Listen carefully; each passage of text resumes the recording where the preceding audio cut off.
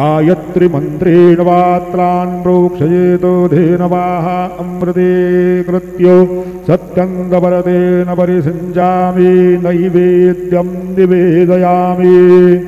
ॐ प्राणाय स्वाहा ॐ अपानाय स्वाहा ॐ व्यानाय स्वाहा ॐ उदानाय स्वाहा ॐ समानाय स्वाहा ॐ ब्रह्मणे नमः।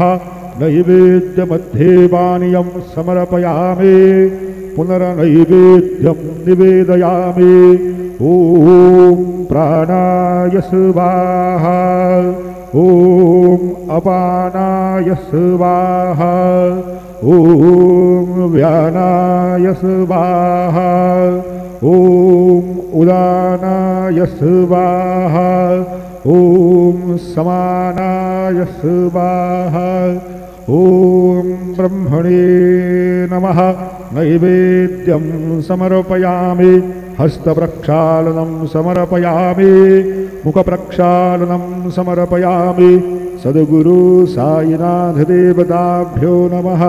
चरणकमले प्रार्थनापूर्वक नमस्कारं करोमि तथा च मङ्गलनीराञ्जनदीपं दर्शयामि।